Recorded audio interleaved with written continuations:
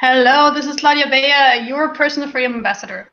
I'm here with Latricia Booker, and she's the first that I'm putting a spotlight on. She has been a client now of mine since I think January, and we're pretty much working on turning her into a world changer. Because right now she's already changing the world of schools and small businesses.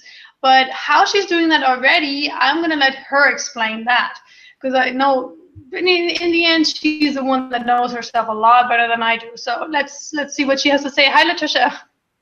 Hi, Claudia. Thank you so much for having me. I'm really excited. Um, as she said, I'm Latricia, and I work with small businesses and schools a lot in coaching and consulting. I work a lot. I do a lot of the background work, and I kind of consider myself the background person, like with the power, the subtle touch, as Sally Hogshead would put it. And so I do a lot of the work that nobody wants to do, the details, the writing the grants, the doing the research, the making sure that you have the right people in the right places, the things that people know need to happen but have no clue how to get there. And that's what I like to do. So that's where I am now, changing the world one person, one child, one school at a time. Very nice. And what excites you the most about that, actually?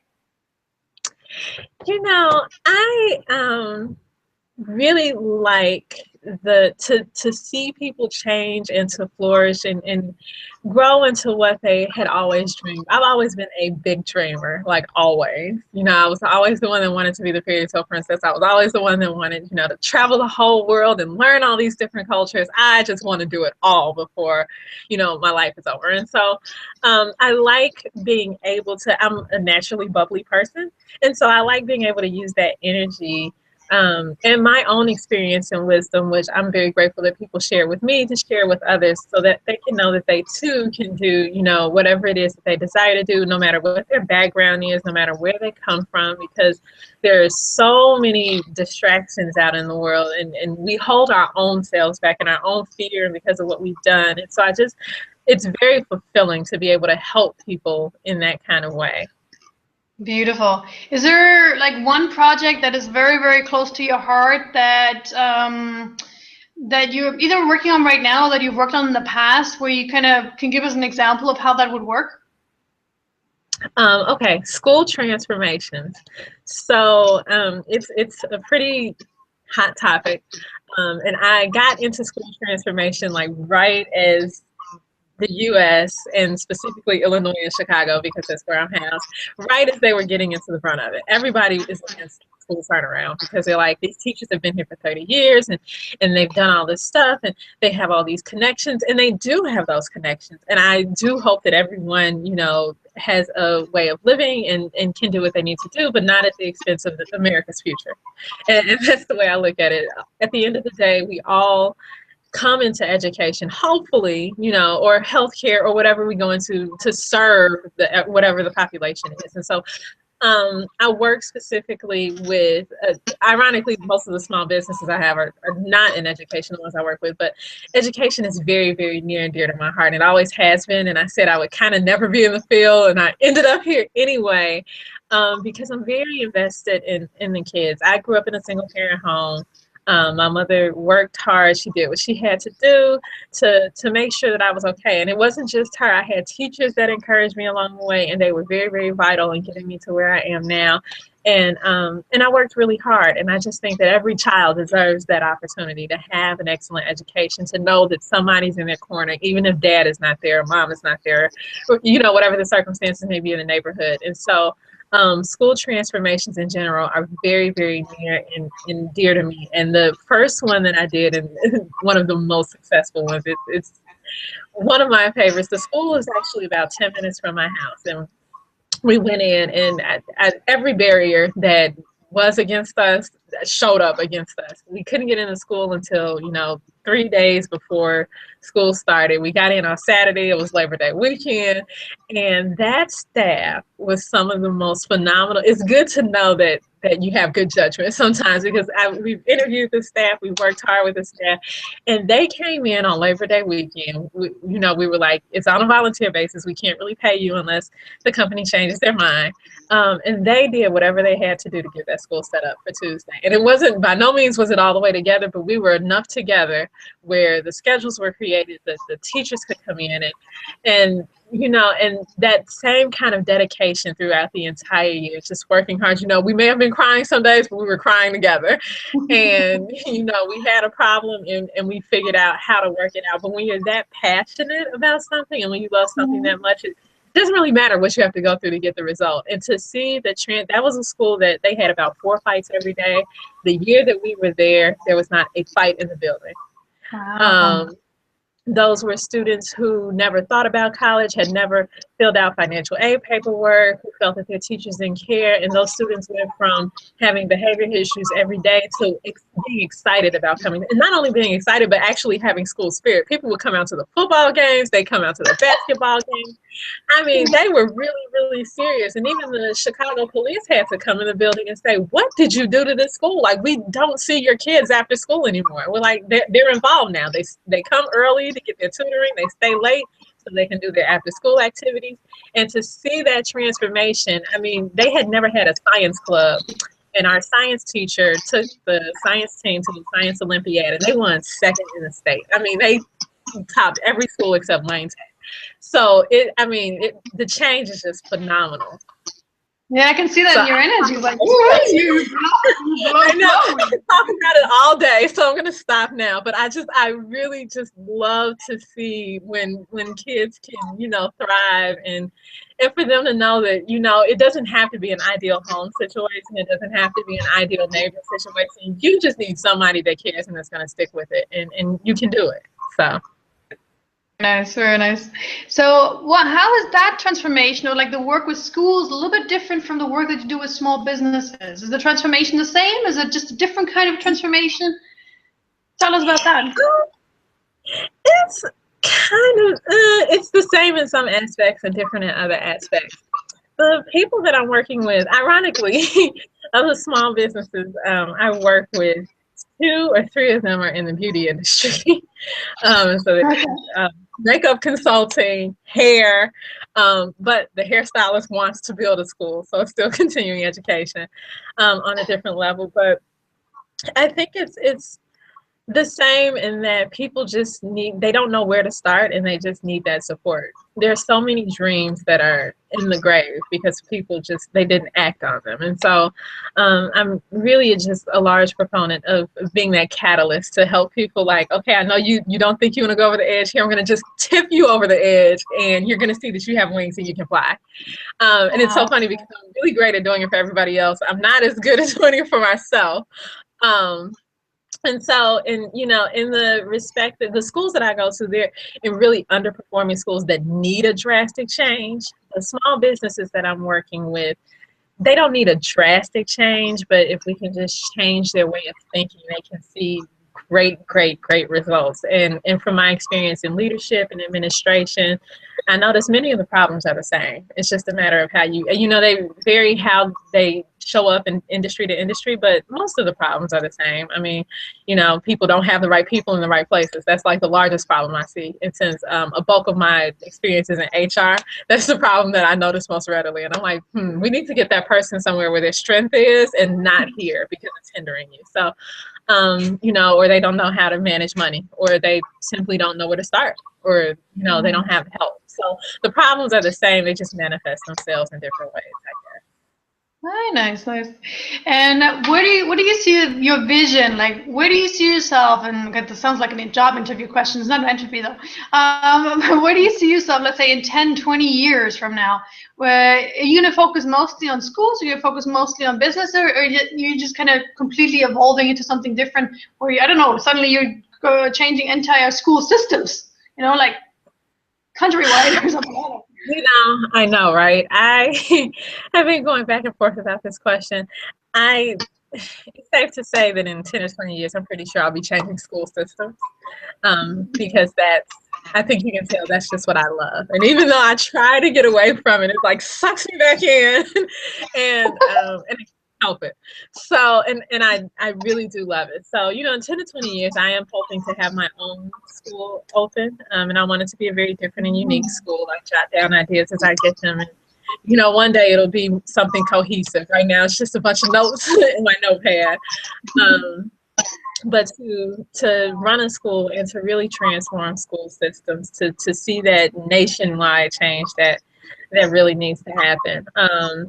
Small businesses, I don't really mind. I like doing those too. But again, I like doing the background work. And so my point with the small businesses, my goal is to really to coach myself out of a job, like to help you get to where you need to get to. And then if you need to like outsource for an HR director, or you need to outsource for an accountant, that you can do that. But my vision is to really to coach you in a new way of thinking so that I can coach myself out of a job. And then we can keep that relationship, but you won't need me as much anymore.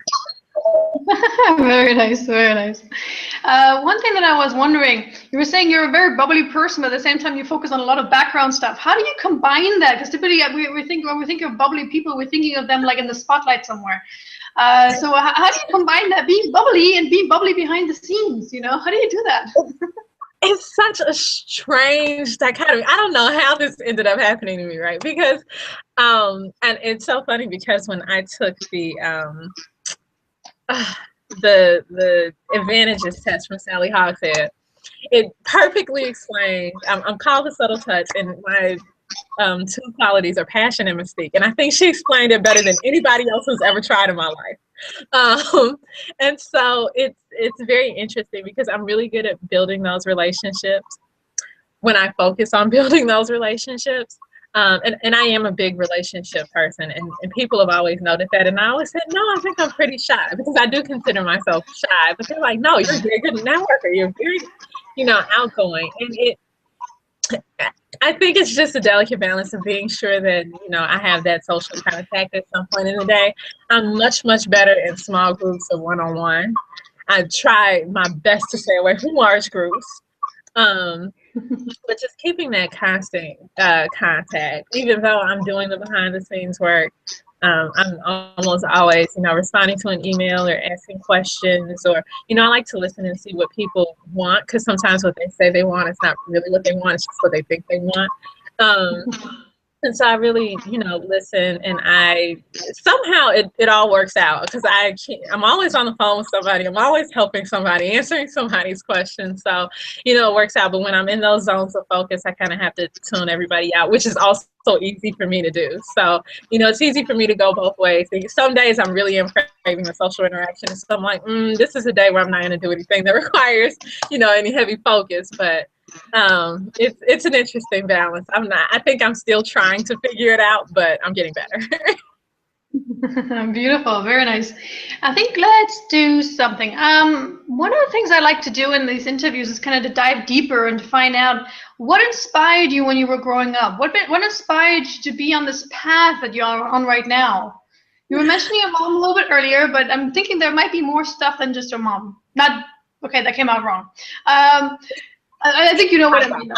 Yes. Well, my path is really a winding road, so I'm going to try to make this as succinct as possible. All while I was growing up, the only thing I ever said out of my mouth was I wanted to be a doctor. I wanted to be a doctor. I want to be a doctor. I want to heal people. I really, really, really just want to heal people. I want to help them. And I said this when I was a child, through grammar school, through high school, and then I got to college. I took general chemistry, and the experience was interesting. I know that's a very loaded word, but it was interesting. And the interesting experiences continued on through biology and organic chemistry. And I said, you know what? Forget this. I'm not going to medical school. And nobody understood it, because the fact that I even made it to organic is like, at the school I went to, was like a miracle in and of itself. And so nobody understood it, but I was like, you know, I just need to take a break and make sure this is what I really want to do, and I'm not still just doing it because everybody's expecting me to do it, because that's always what I said. At that point, I knew that if I ever decided, I had always said, if for any reason I ever decide not to go into healthcare, I'm going into education. Go figure. Unbeknownst to me, an opportunity popped up for me to work in human resources in CPS. in Chicago Public Schools for the turnaround organization that I worked for. And so it just, I mean, it literally just kind of fell into place. And so I was like, okay, you know, I'll give this a try while I, you know, figure out what I'm going to do. And then I told you how much I loved my school. And in fact, the principal that I worked with, we were such a great team that they moved us to another turnaround school. So we never really get to reap the benefits of, you know, all the hard work we put in the first year because they kept moving us to a different school. And so I still debated it maybe the first year or two while I was working in schools. I was like, you know, I think I still want to go to medical school. I think, but I really, really like education. Is there any way that I can combine the two? And really just thinking about it and going back and forth. And then I just decided, you know what, I'm happy where I am. I don't really need to go to medical school. If I ever go to medical school, it'll simply just be to say that I have the degree. Like I don't need to do that. And then actually I realized in college too that I was more social than I thought I was, because I was like, oh, I'll be fine. I'll be in this little doctor's office and I'll treat my patients and I'll go on. And then I realized I really don't like being cooped up for very long periods of time. I really don't like having a set schedule. I like, you know, I'm a routine person, but I like it to be the routine I picked for that day. So yeah. I really love to travel. And I do, in fact, like meeting new people, and I like helping them however I can. So I was like, I don't think this is going to work. And then I also do event planning, and I was meeting with a caterer for an event 2 years ago. And this is my first time meeting this guy.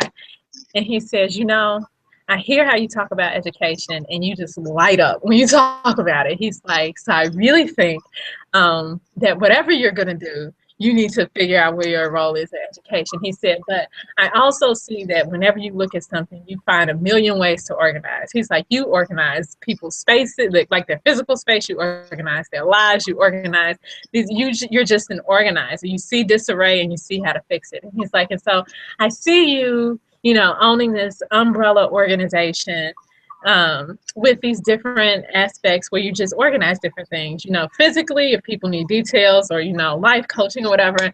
And when he said it, I was like, nobody's trying to hear that. Like, I'm not interested in that. I'm just fine where I am. And that was 2 years ago. And now here I am 2 years later. And I'm like, wow, he had more insight into me than I did. I call myself a consultant and, you know, a business strategy coach or whatever, but I think he hit it right on the head. And that's why it's so good to have people around you who get to know you and who see things or pull out things that you don't see, because I am an organizer, and I love to organize. And in education, that's what I do. I organize. I write the grants. I, you know, get the team thinking about the plans. And I'm like, okay, this is your vision. You know, let's put the details here and let's see where we come up. You know, I'll go out and find the money. I'll, you know, go out and find the people. And so that's what I do. So that's where I ended up here. My very long and winding road. That is beautiful, because the thing is, when you think about it, you're healing people, but you're healing them through, considering what you're saying about the stories that you were talking about, the turnarounds that had people, with the people, you literally help them to heal themselves through the structures that you help them create. Exactly. Thank you. And that's outsourcing the healing process to them, to the children. And you know, like, you help them, you set it up, and then pretty much enable them to heal themselves. A very, very advanced form of being a doctor, so to speak. Thank you. So now, you were mentioning your mom earlier, and I want to make sure that we don't ignore her. So how do you feel like your mom prepared you for what you're doing right now, and like the way she was raising you? How do you feel she prepared you for being a world changer, and how did she inspire you? Because every parent has a different way of doing that, so it's really interesting always. I guess my mom's way was interesting. My mom, let me just put this out there because I'm suffering from older sibling syndrome. I was the only child for 18 years. And then my mom got remarried when I was 16, and then 2 years later, she had my little brother. So there's this huge gap between us. And so it was just me for a long time, and I was spoiled rotten, because not only was I the only child, I was the only grandchild. So for a very long time. but she was always very stern. And so I say that I'm spoiled, but really not in the sense that other kids are spoiled, because she was very big on making me work for what I wanted. You know, I just had to, things weren't just thrown at me. You know, I had to earn them. And in her house, you know, doing your best, straight A's weren't a requirement, but doing your best was a requirement. And so that was, you know, for me, a really healthy way of raising someone, because she always reminded me, you know, it's okay. You know, I would be the one freaking out if I didn't get an A, and she would be the one like, it's okay, it's a B plus, like you're gonna be fine. And so Beautiful. she was very, very, very supportive. She always told me that whatever I wanted to do, you know, she would support me. She was never the parent that said, you have to be a doctor, or you have to be a lawyer, or you have to do this. She just said, I just want my child to be happy. I want you to be happy. And so I can also respect that, growing up with people whose parents did pressure them into certain fields. She worked very hard, so I know I got my work ethic from her. And she's also she's much more outgoing than I am. And I don't know to what degree on the outgoing scale you would put me, but she's me times 5. So she's a very personable person. And I try to remember that and pull on it sometimes, because I can go through phases where I'm very introverted. And she's very good at letting me know that. She's like, you're not talking, and I want to know what's going on with you. So being able to pull on her personality, because she's also very bubbly, and people just, you know, they just love her. And so she's a very helpful person. But she, you know, she worked hard, and she did what she had to do, and she never complained about doing what she had to do. And so I just really respect and appreciate that about her. And now that I'm older, I see more of her in me than I ever did before. So Beautiful. Very nice. Very nice. Now, is there one more message to the people that are watching this that you feel they need to know, either about you, what you do, or how they can reach you, or something, a message that you want them just to hear, that you feel people need to hear, either about themselves or about you or the world? I don't know. You know, if there was one message, and I know it's been said time and time and time again, but I guess it depends on where you are in life, how you receive it. And the message would just be true to thyself. To thine own self be true. I spent, you know, I'm at a place now where I'm better than I have been, but I'm still not where I want to be. And a lot of that is because I made a lot of decisions. I made some good decisions, but I did make a lot of decisions based on what I felt other people wanted, or what I felt other people expected. And it leads to a very unfulfilled life. And a lot of that is fear of rejection. Everybody, I don't care how introverted, how quiet you are, everybody wants to be accepted. Everybody wants to be a part of something bigger than themselves. And so to really push you to find what it is that's bigger than you, that you want to be a part of, and to let you know that you have everybody has a purpose. Like, everybody has a purpose. And no matter what your purpose is, you do it to the best of your ability, and do it in excellence, and you can't go wrong. You will definitely live a fulfilled life. I can be reached on my LinkedIn profile. I did just buy a new website, but it's not up yet. But LinkedIn is the best way to reach me. And as I've been reconstructing my services that I offer to my clients, and my vision, I've also been restructuring my business to match. So it's a lot of restructuring going on here. But I mean, if you just want somebody that's supportive and that can offer practical advice, that can offer transformational advice, I like to think of myself as a catalyst. So to kind of compel you into where you want to go, and whatever that may be. I get an array of questions every day that have absolutely nothing to do with schools, nothing to do with business, but simply, okay, look, this person did this for me, to me, or for me, or whatever. What do I do now? And so I'm really learning the value in building and nurturing relationships, because, love not only makes the world go round, it makes the ride worthwhile. So. Beautiful. Thank you so much, Latricia. I will put the link together with the video, and I'm posting it all over the place, so people will be able to find you. And thank you so much for watching. I hope you got inspired and motivated. And as I said, reach out to Latricia. She's someone you must know. And I talk to you guys soon. Bye-bye.